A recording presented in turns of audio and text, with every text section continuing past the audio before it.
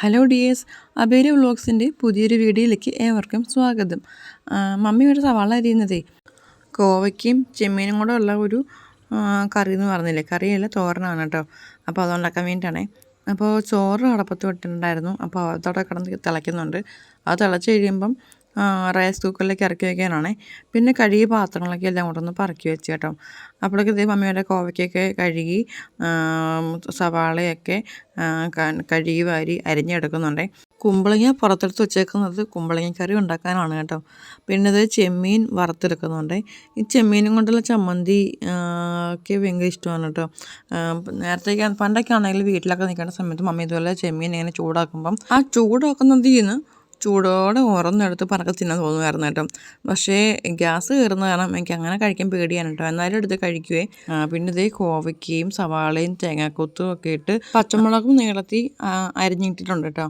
ഇതെല്ലാം കൂടെ ചട്ടിയിലേക്ക് ഇട്ടിട്ടേ അതിലേക്ക് മഞ്ഞൾപ്പൊടിയും മല്ലിപ്പൊടിയും മുളക് പൊടിയും പിന്നെ പുളി കീറിയിടുന്നുണ്ട് കേട്ടോ.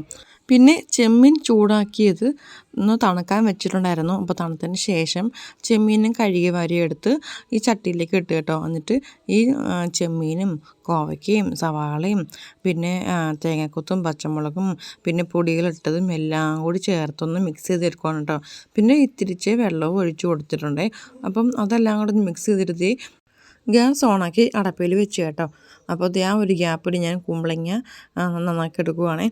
എന്നിട്ടാണ് കുമ്പളങ്ങ മോരൊഴിച്ച് വെക്കാനാണ് കേട്ടോ. അപ്പോൾ ഇടയ്ക്ക് ഞാനൊന്ന് തുറന്ന് നോക്കി എന്നിട്ടൊന്ന് ഇളക്കി കൊടുത്ത് കേട്ടോ. ഇളക്കി കൊടുത്തിട്ട് വീണ്ടും അതുപോലെ തന്നെ മൂടി വയ്ക്കുവാണേ. എന്നിട്ട് കുമ്പളങ്ങ മോരൊഴിച്ച് വെക്കാൻ വേണ്ടിയിട്ട് ഞാൻ തൈര് ഒന്ന് അടിച്ചെടുത്തിയാണ് കേട്ടോ. പിന്നെ ഞാൻ കുമ്പളങ്ങയൊക്കെ ഒന്ന് കഴുകി വാരി മഞ്ഞൾപ്പൊടിയും ഉപ്പും പച്ചമുളകും ഒക്കെ ഇട്ട് കുമ്പളങ്ങ ഞാൻ വേവിക്കാൻ വെച്ചായിരുന്നു കേട്ടോ.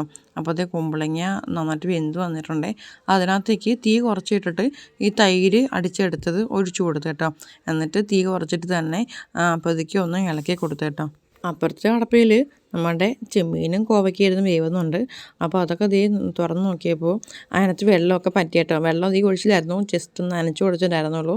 അപ്പോൾ നന്നായിട്ട് വെന്തു, വെള്ളമൊക്കെ പറ്റി. ഇനി ഇപ്പം നമുക്ക് അതിനകത്തേക്ക് കുറച്ച് വെളിച്ചെണ്ണ ചൂടാക്കിയിട്ട് അതിലേക്ക് സവാള ഇട്ട് ഒന്ന് വഴറ്റിയിട്ട് ചട്ടിയിലേക്ക് അതായത് നമ്മൾ കൊഞ്ചും കോവയ്ക്കയും കൂടെയൊക്കെ ആയിട്ടൊന്ന് വേവിച്ച് വെച്ചേക്കണം. അതിനകത്തേക്ക് നമ്മൾ ഈ വഴറ്റി സവാള ഇട്ട് കൊടുക്കുവാണേ. പിന്നെ ചായ ഉണ്ടാക്കണമായിരുന്നു, ചായ ഉണ്ടാക്കി കേട്ടോ. അപ്പം ഇഡലിത്തട്ടിൽ ഇരുന്ന് വേവുന്നത് നമ്മുടെ വട്ടയപ്പമാണേ. അപ്പോൾ ഞാൻ കഴിഞ്ഞ വീഡിയോയിൽ കാണിച്ചായിരുന്നല്ലോ. അപ്പോൾ അന്നുണ്ടാക്കിയതാണ് കേട്ടോ ഈ കോവയ്ക്കയും ചെമ്മീനും കൂടി. അന്നേരം ഞാനാണെങ്കിൽ ഇപ്പോൾ ചെമ്മീൻ വാങ്ങിച്ചാൽ അത് അവിടെ ഇരുന്ന് പോയുള്ളൂ, അല്ലെങ്കിൽ ചമ്മന്തി ഉണ്ടാക്കും കേട്ടോ. ഞാനിങ്ങനെയൊന്നും ഉണ്ടാക്കാൻ നിൽക്കാറില്ല, എനിക്കറിയില്ല കേട്ടോ. അങ്ങനത്തെ സവാള നന്നായിട്ട് വഴണ്ടി കിട്ടി. അപ്പോൾ അതുണ്ടാക്കി നമ്മൾ ചായയൊക്കെ അരിച്ചെടുത്ത് പപ്പയ്ക്കും മമ്മിക്കും ചേട്ടയ്ക്കും കൊണ്ട് കൊടുത്തു. പിന്നെ വഴറ്റി എടുത്ത സവാള നമ്മൾ ചട്ടിയിലേക്ക് ഇട്ട് കൊടുക്കുകയാണ് കേട്ടോ. എന്നിട്ട് നന്നായിട്ട് ഒന്നുകൂടെ മിക്സ് ചെയ്തെടുക്കുകയാണ് കേട്ടോ. അപ്പോൾ എൻ്റെ റെസിപ്പി ഇത്രയേ ഉള്ളൂ കേട്ടോ. അപ്പോൾ നിങ്ങൾക്ക് വീഡിയോ ഇഷ്ടമായിട്ടുണ്ടെങ്കിൽ ലൈക്ക് ചെയ്യാൻ മറക്കില്ല കേട്ടോ. ഇങ്ങനെ ഉണ്ടാക്കി കഴിച്ചിട്ടില്ലാത്തവരുണ്ടെങ്കിൽ ഇങ്ങനെയൊന്നും ഉണ്ടാക്കി കഴിക്കണം കേട്ടോ. നല്ല ടേസ്റ്റാണ് കേട്ടോ. കോവയ്ക്കാട് ടേസ്റ്റും ചെമ്മീനും കൂടെ ആകുമ്പോൾ ടേസ്റ്റ് നല്ല ടേസ്റ്റാണ്. പിന്നെ തേങ്ങാക്കൊത്തുള്ളത് കാരണം ഇടയ്ക്കൊന്ന് കടിക്കാനൊക്കെ കിട്ടുന്നുണ്ട് കേട്ടോ. പിന്നെ പച്ചമുളകിൻ്റെ ടേസ്റ്റും എല്ലാം കൂടി നല്ല സൂപ്പർ ടേസ്റ്റാണ് കേട്ടോ. അപ്പോൾ അടുത്തൊരു വീഡിയോ ആയിട്ട് നമുക്ക് വീണ്ടും കാണാം കേട്ടോ.